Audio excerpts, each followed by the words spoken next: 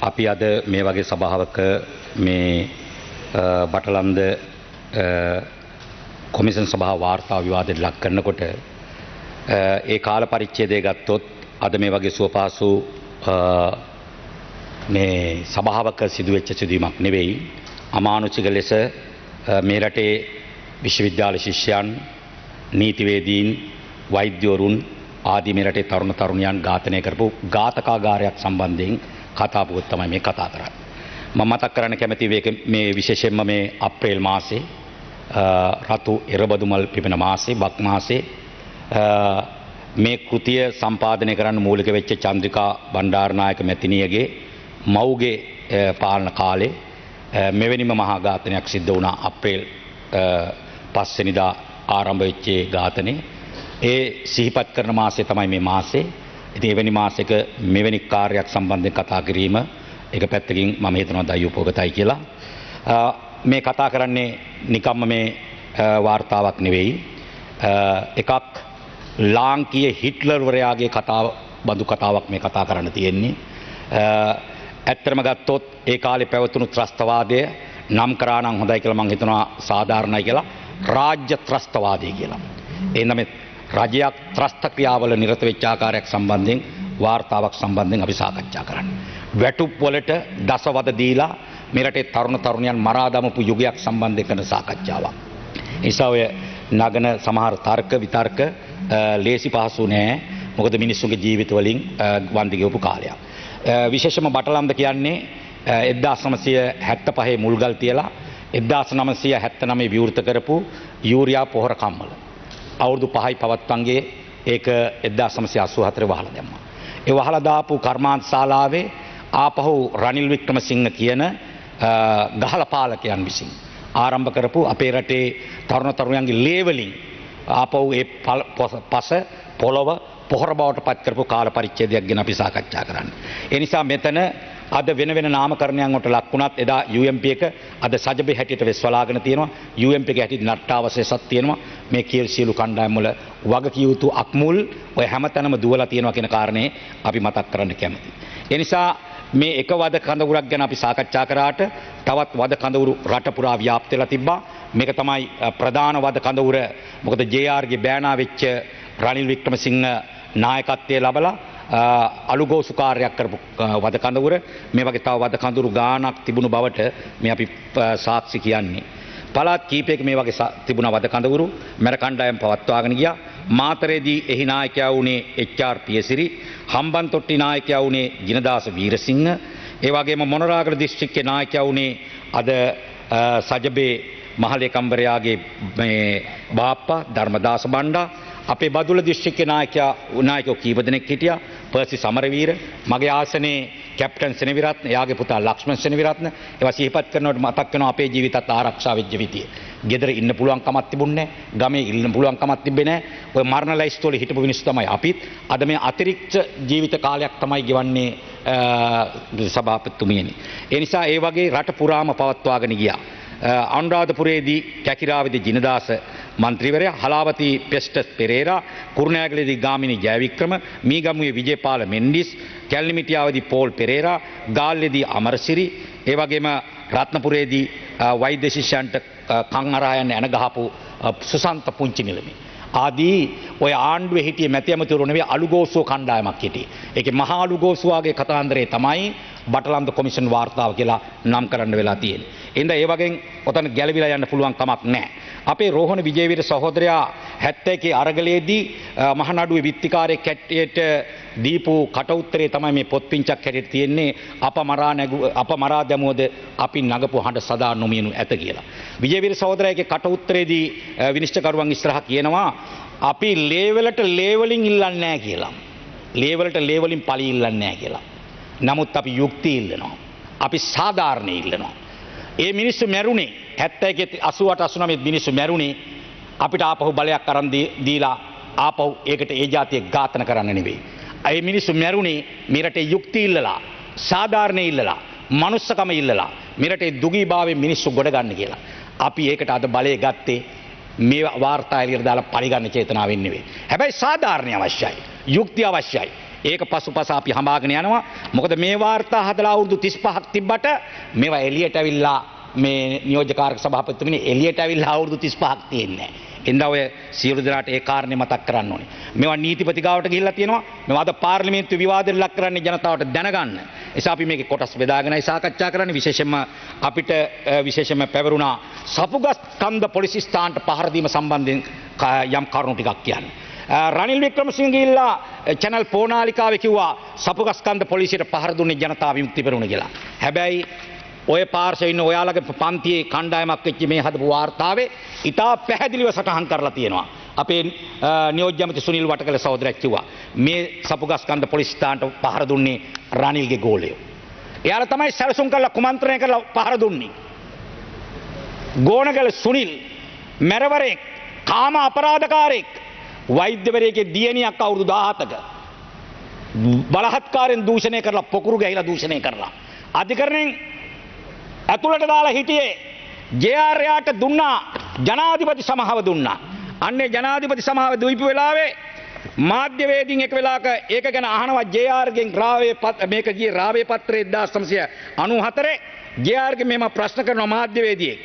ඇයි ඔබ ගෝණවල සුනිල්ට ජනාධිපති සමාව දුන්නේ කියලා. එතකොට හිටපු ජනාධිපති ජේ.ආර්. උත්තරේ දෙනවා මොකක්ද ඒකේ තියෙන වැරද්ද කියලා අහනවා මාධ්‍යවේදියාගෙන්. මාධ්‍යකාරු නැවත අහනවා ඔව් සාපරාධී ස්ත්‍රී දූෂකයෙක් වරදකරුවෙක් ඔහුට සමාව දුන්නේ කොහොමද කියලා. එතකොට ජනාධිපති ජේ.ආර්. කියනවා රනිල්ගේ මාමා කියනවා ඉතින් මට බලය තිබුණා මම සමාව දුන්නා. එතකොට මාධ්‍යකාරු අහනවා ඔබට ආණ්ඩු ක්‍රම ව්‍යවස්ථාවෙන් බලය තිබුණාද? එතකොට හිටපු ජනාධිපති ජේ.ආර්. කියනවා ඉතින් මොකද්ද මම කරපු වරද? මට ඒ බලය තිබුණා මම බලය ක්‍රියාවේ යෙදුවා කියලා. මාමගේ බෑන තමයි එයාට තිබුණු බලය අර විදිහට අයිතු ලෙස පාවිච්චි කරේ. ඕක රටේ නීතිය නෙවෙයි. ඕක රාජ්‍ය ත්‍රස්තවාදය. කළු බලල්ලු, කහ කොටි, කහ බලල්ලු, කොළ කොටි, ඔය ඔක්කොගේ මාත්වල ලේ තැවිරලා තියෙනවා. එන්න ඔබතුමාලට මම මතක් කරන්න පුළුවන්. මතක් කරන්න කැමති. ත්‍රස්තවාදය කියලා නාමකරණය කරාට ඔය ත්‍රස්තවාදයේ නිකම්ම පැන නගින්නේ නැහැ.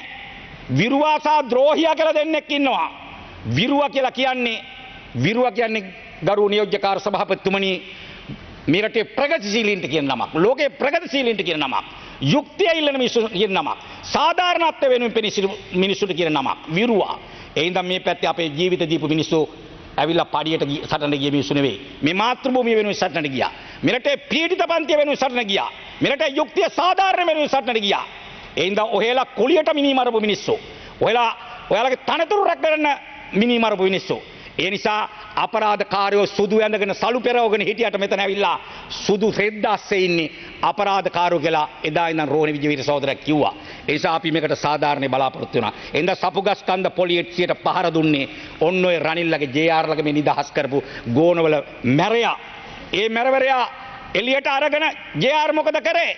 ඒ මැරවරයා අරගෙන කරේ ගෝඨාභය කරපු දේ කරේ. දුමින්ද සිල්වලා මිනිමරලා අධිකරණ 3කින් මරණීය දඬුවමට දීපු එක්කෙනා එළියට අරගෙන නිවාස සංවර්ධන අධිකාරිය සභාපති දුන්නා. ඔය පැත්තෙම දෙපැත්තම කරේ කණ්ඩායම.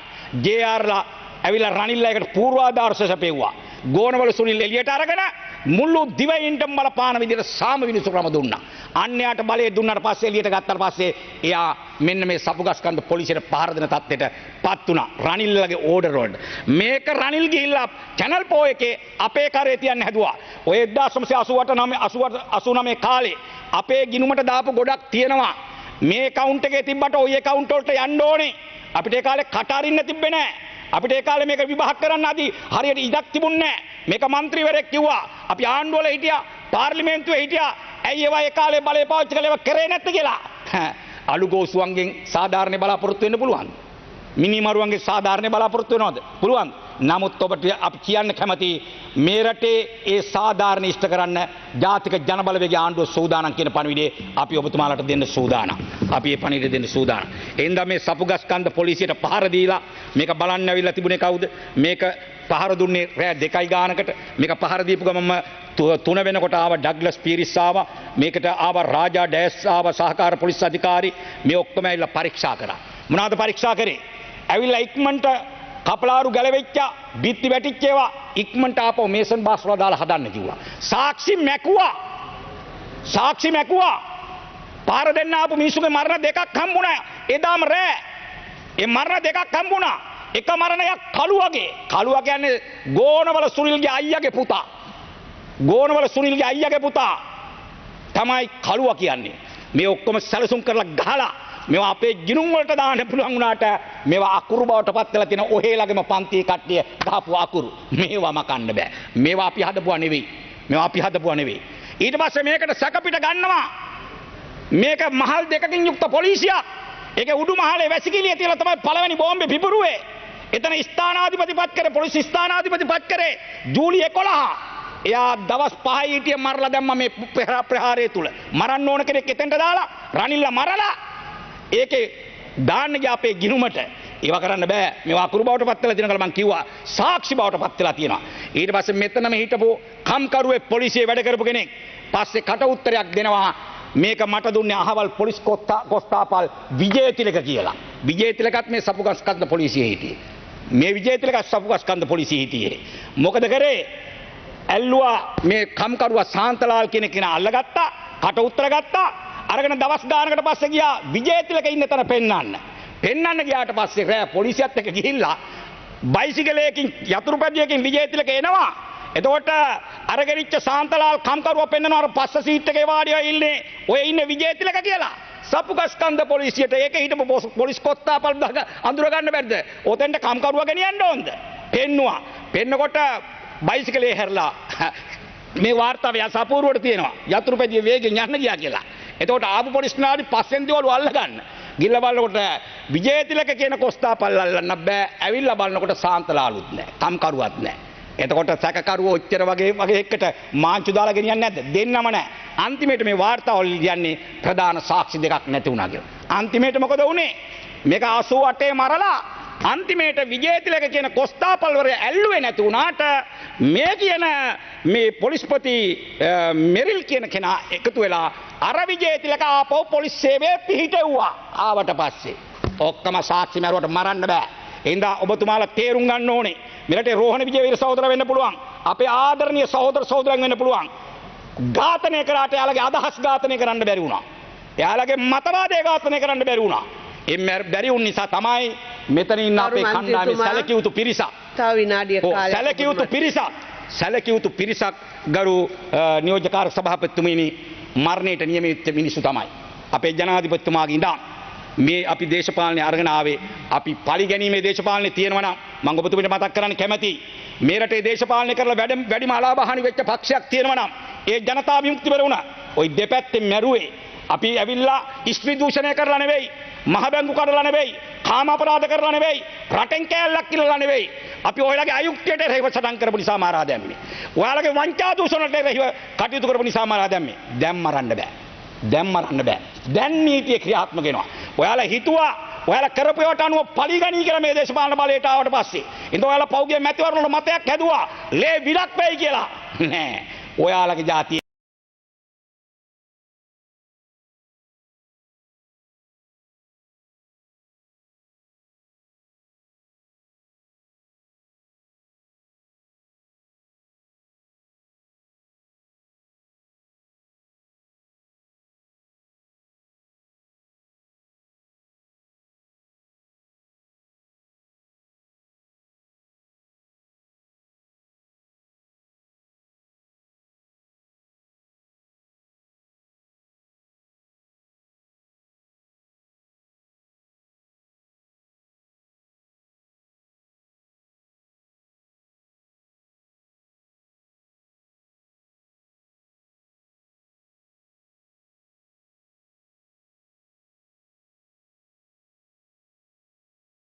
අවසානයේදී නව දේශයක් නව ලොවක් බිහි කරමින් නව ඉරක් විමුක්තියේ රතු ඉරක් උදා වෙනු ඇත පායනු ඇත. එදිනට අප්‍රේල් සිද්ධීන් පිළිබඳ නිවැරදි වූත් සාධාරණ වූත් යුක්ති සහගත වූත් විනිශ්චයක් කෙරෙනු ඇත. ඒ විනිශ්චය විසින් මාගේ සගයනුත් නිදහස් කොට මුදාලනු ඇත. ඒ දිනේ පැමිණෙන තෙක් නිවැරදි කරුවන් වූ අප වැරදි කරුවන් කර බන්ධනාගාරගත කරන්න. අප මරා දැමුවද අපි නැගූ හඬ සදා නොමියනු ඇත කියලා රෝහණ සහෝදරයා කිව්වා වගේ අපි මේකට අනිවාර්යයෙන්ම යුක්තිය ඉෂ්ට කරන බව ප්‍රකාශ කරමින් මම නවතිනවා. බෙහෙවින්ම ස්තුතියි.